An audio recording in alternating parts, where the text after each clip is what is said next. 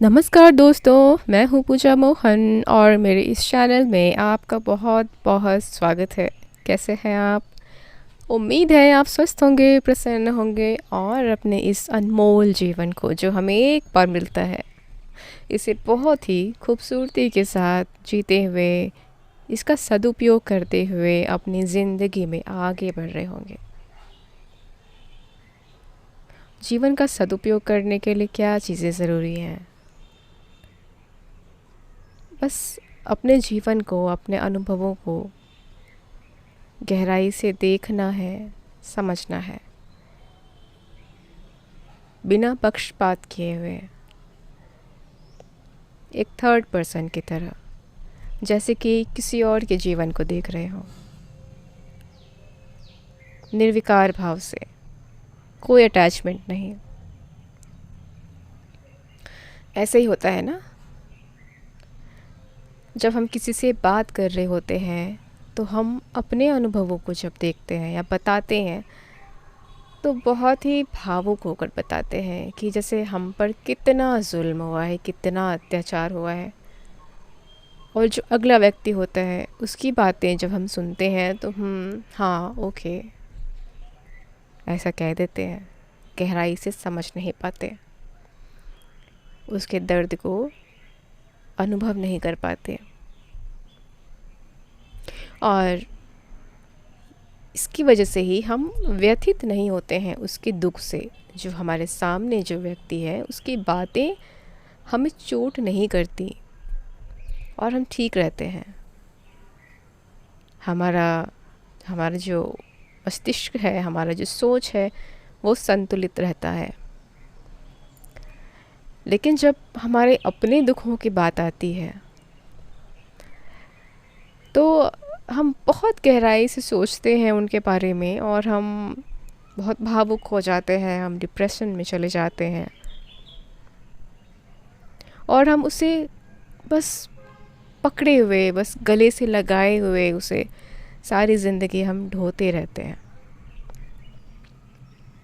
इसलिए मैंने कहा कि अपने जीवन को गहराई से देखना, लेकिन किसी तीसरे व्यक्ति की तरह, लाइक अ थर्ड पर्सन। क्योंकि अल्टीमेटली क्या चाहिए हमें? अल्टीमेटली हमें शांति चाहिए। शांति एक ऐसी चीज़ है जो अरबपतियों खरबपतियों के पास भी नहीं होती, लेकिन एक छोटे बच्चे के पास होती है। और उस बच्चे के पास क्यों होती है? क्योंकि वो किसी भी चीज़ को गांठ बांधकर, गले से लगाकर नहीं जीता। उसे उसके साथ कुछ भी गलत हो, दुखी होता है, रोता है, चोट लग गई तो रोता है और फिर जैसे ही मरहम लगा दो थोड़ा दर्द दूर हो गया, वो बिल्कुल ठीक हो जाता है और दोबारा से खेलने लगता है। लेकिन हम किसी के द्वारा कही गई किसी बात को या जीवन में आए किसी अनुभव को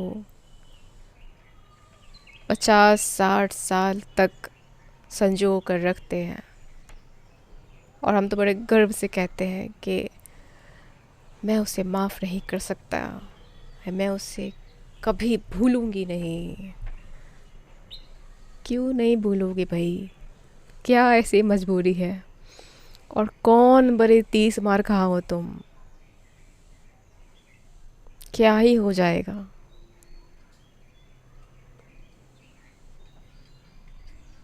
तुम याद रखो या भूल जाओ, अगला व्यक्ति मज़े में अपनी ज़िंदगी जी रहा है। और ये जो गांठ बांध कर रख लेते हैं हम बातों को, चीज़ों को, ये किसी और को नुकसान नहीं पहुंचाती, ये हमें ही नुकसान पहुंचाती है। क्योंकि हमारे जो 7 चक्र होते हैं, वैसे तो बहुत होते हैं, बहुत ज़्यादा होते हैं, लेकिन जो मुख्य, जो मेन जिनके नाम सब जानते हैं आजकल, वो 7 होते हैं। और उन सब के अलग अलग फील्ड्स होते हैं। Fields in the sense area समझ लीजिए, उनकी ड्यूटीज़, रिस्पॉन्सिबिलिटीज़।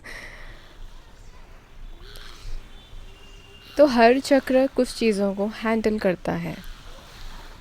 जिससे संबंधित चीज़ों को हम या मेमोरीज़ को हम बिल्कुल लॉक करके रख लेते हैं कि हम इसे कभी भूलेंगे नहीं, हम मर जाएंगे फिर भी याद रखेंगे।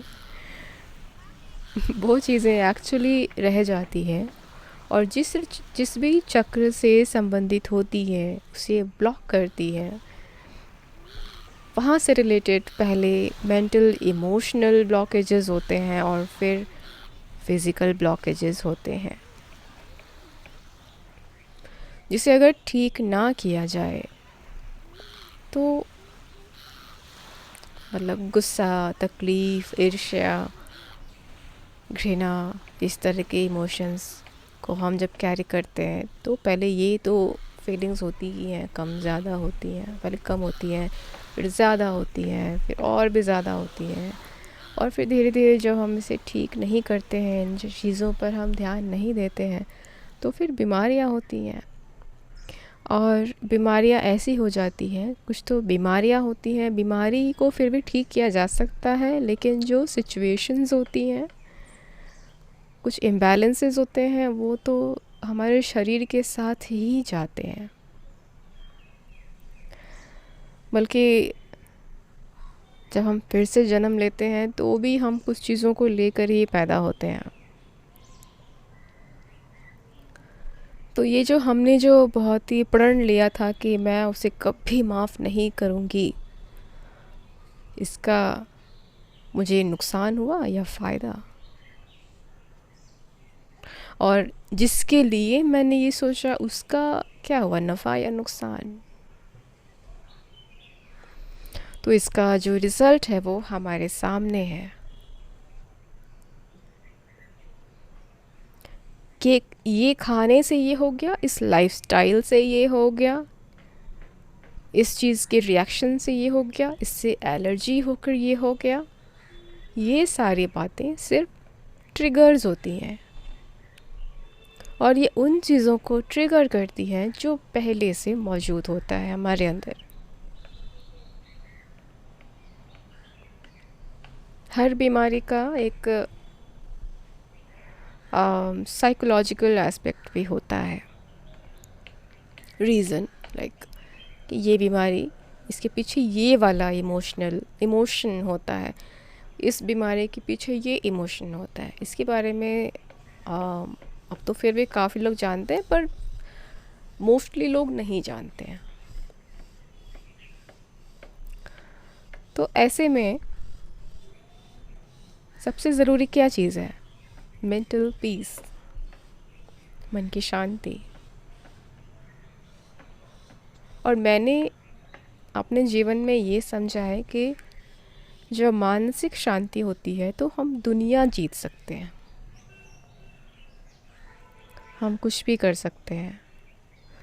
हम हमारे हाथ में भले ही कोई हथियार ना हो, देखने में हम बिल्कुल साधारण लगें, पर अंदर से हम बहुत पावरफुल होते हैं, बहुत ताकत होती है हमें।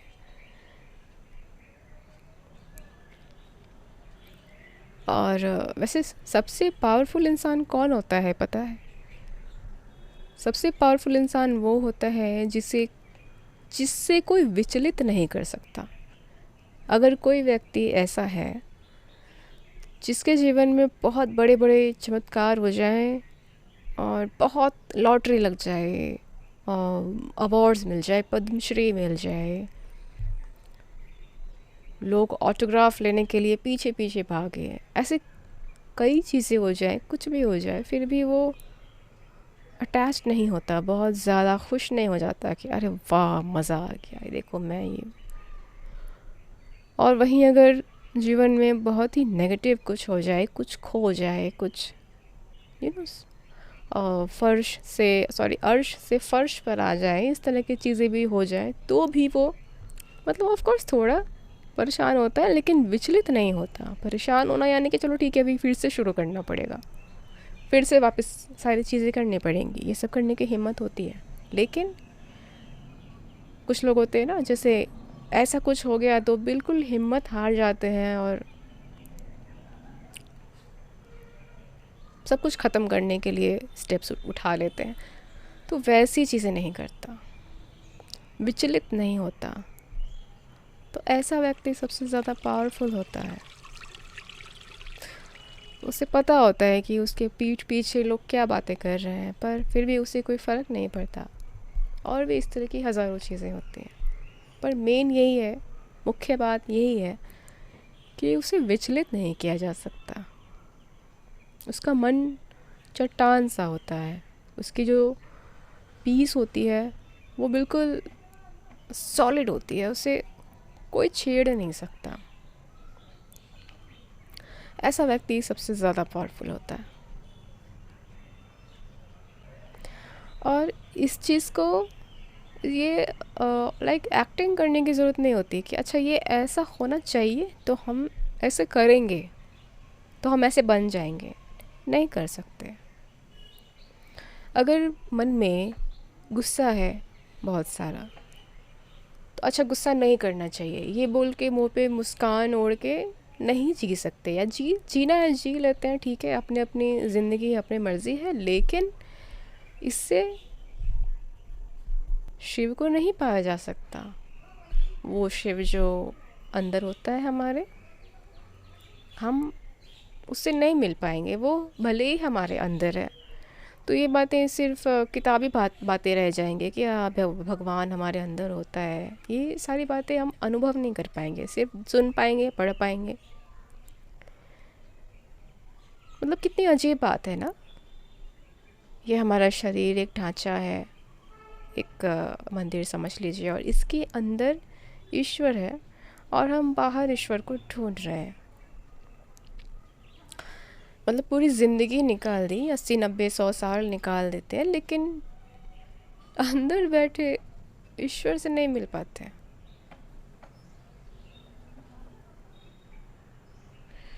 और मिल भी नहीं पाएंगे अगर मन में सब इतना भर कर रखेंगे, क्योंकि वहाँ पर तो ईश्वर बैठा था ना मन में, और मन में वहाँ पे इस ईश्वर के इर्द गिर्द क्रोध, ईर्ष्या, घृणा, पीड़ा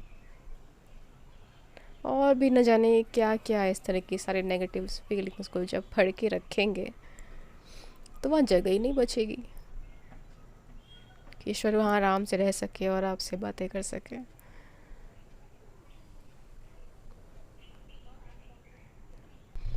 तो ये जो पीसफुल जो ये अपीयरेंस होता है, इसकी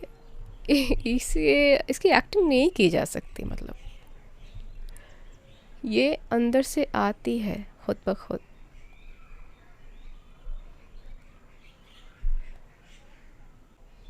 ये एक प्रेम की भावना होती है। इसके लिए, इसे पाने के लिए जो भी हुए हैं अनुभव, जो नेगेटिव जो भी इमोशन है उन्हें निकालना होता है। जो भी बुरी मेमोरीज़ हैं उनसे छुटकारा पाना होता है। तभी ये हो सकता है, वरना ऐसे ही इस सारे कचरे को ढोते हुए चलो और ज़िंदगी ऐसे ही ख़त्म हो जाएगी और फिर से जन्म लेंगे ऐसी ही भावनाओं के साथ, इन्हीं भावनाओं के साथ। और ये जो कहते हैं ना कि ये सब ठीक हो जाएगा, मेरी लाइफ में ये सारी प्रॉब्लम्स हैं और ये सारी चीज़ें जब ठीक हो जाएंगी तो जीवन में शांति आ जाएगी, मुझे ये मिल जाएगा तब मैं खुश हो जाऊंगा। जिस व्यक्ति ने हमारे साथ गलत किया है उसे उसका कर्मा मिल जाएगा तो मुझे शांति मिलेगी, मुझे मेरा बदला मिलेगा, तो ही मैं लाइफ में आगे बढ़ पाऊँगा। ये सारी चीज़ें जो होती हैं, आपको सच में लगता है कि आप इन्हें कंट्रोल कर सकते हैं? एक बहुत ही बारीक सी चीज़ होती है किसी को माफ़ करना। और हम सारी ज़िंदगी लड़ते रहते हैं इस चीज़ से कि हम उसे माफ़ कर पाएँ, कर पाएँ, कर पाएँ, कर पाएँ, कर पाएँ। हर व्यक्ति के जीवन में एक ना एक शख्स ऐसा होता ही है जिससे उसे माफ़ करने की बहुत तेज़ ज़रूरत होती है, और वो न जाने कब से प्रयास कर रहा होता है, और कभी कभी कभी ऐसा लगता है कि हाँ मैंने माफ़ कर दिया है, पर फिर बाद में रियलाइज़ होता है कि नहीं यार, ये तो लग रहा था कि किया है बट किया है नहीं, ये बाकी है अभी टास्क। तो इतनी छोटी सी चीज़ तो हम कर नहीं पाते, मतलब छोटी नहीं है, बड़ी ही है, आई ऑफ कोर्स नो। पर मैं छोटा इसलिए बोल रही हूँ क्योंकि जो हम कंडीशंस रखते हैं वो तो, उसका आकार क्या होगा, वो तो ब्रह्मांड की तरह है, और हमें किसी को माफ़ करना है वो धरती की तरह है। तो उसमें से बड़ा कौन और छोटा कौन? अब या तो हम ब्रह्मांड को कंट्रोल करने की कोशिश करें या फिर अर्थ को साफ सुथरा कर लें। क्या लगता है इसमें से कौन सा आसान होगा? क्योंकि ये जो ब्रह्मांड में और जो अलग अलग जो सोलर सिस्टम्स हैं, प्लैनेट्स हैं, तारे हैं और भी हज़ारों चीज़ें हैं, हम तो इनका स्वभाव भी नहीं जानते, इनका टेंडेंसी क्या है, ये कैसे काम करते हैं, हम कुछ भी नहीं जानते। हम कैसे उन्हें कंट्रोल कर सकते हैं, वो भी अपनी जगह पर बैठे बैठे? जब हम चाहते हैं कि मुझे इतना पैसा चाहिए, हम चाहते हैं कि ये व्यक्ति मुझसे आके ऐसे बात करे, हम जब चाहते हैं कि ज़िंदगी में ये हो जाए वो हो जाए, तो ये वही बात हो गई ना कि इतने सारे प्लैनेट्स को हमें कंट्रोल करना है, लेकिन वो किस स्टेट में है, स्टेट यानी कि किस स्थिति में है, या उसका स्वभाव क्या है और उसकी टेंडेंसी क्या है, हम जानते वानते कुछ नहीं। हाँ, लेकिन हमें चाहिए सब कुछ। तो क्या ये संभव है? आसान तो ये है ना कि हम जिसे जानते हैं, हम धरती पर रहते हैं, हम धरती को जानते हैं, हमें पता है कि पेड़ कैसे उगा सकते हैं, नदी कैसे साफ़ कर सकते हैं, कचरा कम से कम पैदा कैसे कर सकते हैं, ये सारी चीज़ें हम जानते हैं। तो हम इन्हीं चीज़ों पर काम करें, मेहनत करें और जीते जी धरती को साफ़ रखने की कोशिश करें। कोशिश इसलिए बोल रही हूँ क्योंकि धरती एक अकेली इंसान की तो है नहीं, तो कौन कैसे कर रहा है हम नहीं कर सकते कंट्रोल उसे, बट स्टिल। तो कौन सा ज़्यादा आसान है, धरती को साफ़ रखना या पूरे ब्रह्मांड को कंट्रोल करना? तो इसी तरह से हमें लग सकता है कि फ़लाना व्यक्ति, उसने हमारे साथ बहुत गलत किया, लेकिन वो किस स्टेट में है हम नहीं जानते।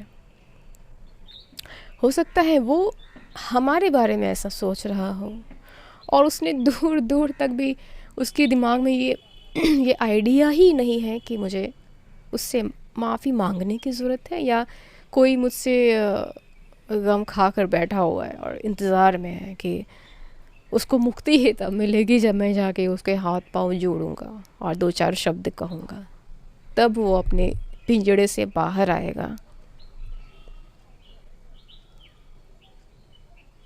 है कि नहीं अजीब बात? आज रिकॉर्डिंग करने से पहले जब मैंने पूछा ईश्वर से कि किस बारे में आपके बच्चों से बातें करनी है, तो उन्होंने मुझे एक प्यारी सी चिड़िया दिखाई जो पिंजरे के दरवाजे पर बैठा था। अब वो ऐसी जगह पर बैठा है, दहलीज पर बैठा है, वो या तो अंदर आ सकता है या तो बाहर जा सकता है, दरवाज़ा खुला है, चुनाव उसका है। इंसान ऐसा ही होता है, किसी ने हमारा दरवाज़ा बंद कर कर नहीं रखा। दरवाज़ा हमेशा से खुला था, खुला है, खुला रहेगा, बस शायद हम ना रहें वो। ये हमारा चुनाव है, हमारा फ़ैसला है कि हमें उसी पिंजरे के अंदर रहना है, उन्हीं अनुभवों को बार बार याद करना है, जीना है, या फिर बाहर निकलना है खुले आकाश में, जहाँ पर असीमित, अनगिनत, अपरंपार संभावनाएं हमारा इंतज़ार कर रही हैं। वहाँ कोई रोकने वाला टोकने वाला नहीं है, सब कुछ खुला है। जैसे ईश्वर की बाहें हमेशा खुली रहती हैं हमारा आलिंगन करने के लिए। पर हम बिज़ी होते हैं। इतने बजे मीटिंग है, इतने बजे खाना बनाना है, इस समय ऑफिस जाना है, इस समय ये काम है, वो काम है, टाइम नहीं मिलता हमें। अच्छा, हम इस दिन मंदिर जाएंगे, इस दिन ध्यान करेंगे, इस दिन किताब पढ़ेंगे, इस दिन हम मुस्कुराएंगे, इस दिन हम गहरी सांस लेंगे। न जाने कितने ही दरवाज़ों के अंदर हमने खुद को बंद कर रखा है, खुद को बंद कर रखा है। कितनी अजीब बात है। मज़ा आता है हमें एक छोटे से कमरे में रहने में, जबकि बाहर पूरी धरती है, बाहर पूरा खुला आकाश है। पर नहीं, हमें उस पिंजरे में रहना है। पंख है, हल्का शरीर है, कहीं भी उड़ सकते हैं पंख फैलाकर। सारी व्यवस्था हमारे बाबा ने पहले से दे कर रखी है हमें। पर नहीं जी, हमें तो पिंजरा ही रास आता है, वो पिंजरा जो हमें हमेशा बांध कर रखता है,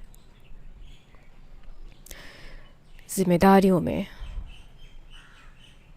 नाराज़गी में,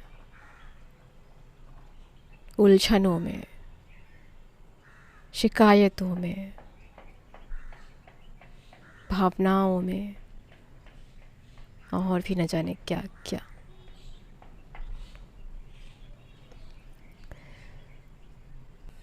इस पिंजरे की चाबी भी हमारे पास ही होती है, पर हम उस चाबी को फेंक देते हैं और उस माया को पाने की कोशिश करते हैं। वो माया जिस शरीर के साथ ही रह जाएगी, यहीं ख़त्म हो जाएगी।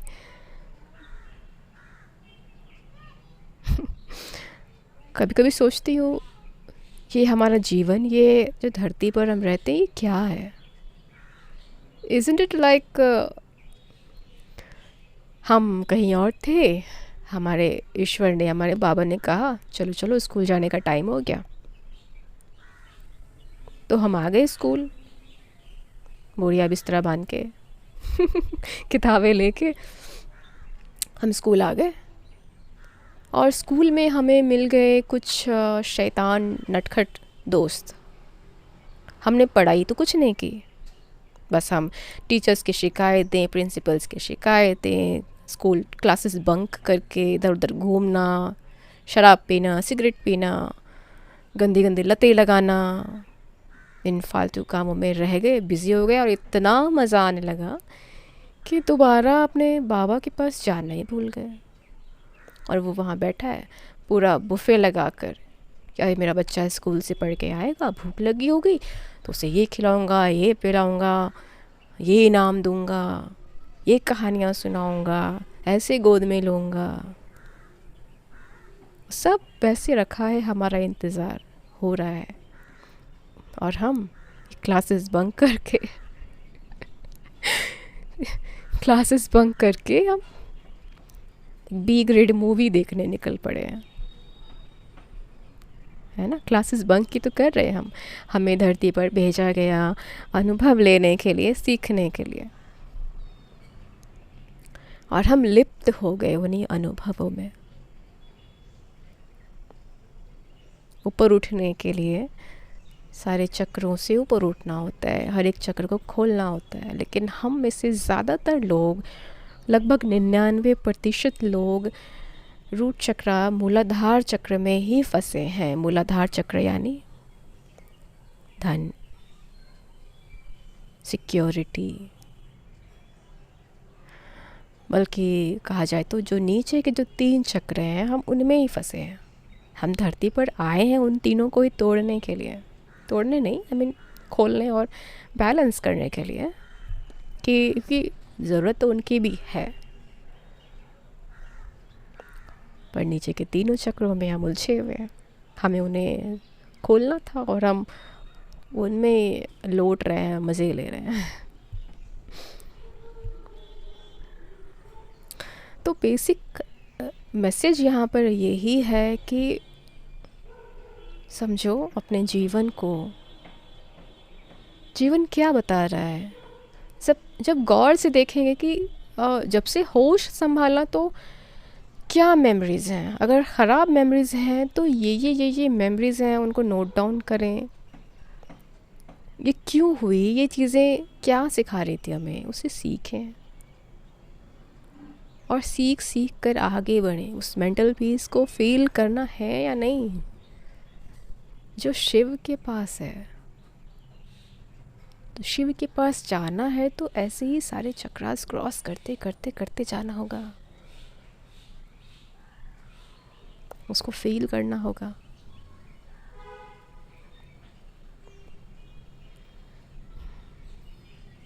पूजा पाठ करने से, मन बहलाने से और बाहरी चीज़ों में थोड़ी देर के लिए शांति मिल सकती है, ठीक है, पर जो स्थायी शांति चाहिए वो उन अनुभवों के सार को समझकर मिलेगी।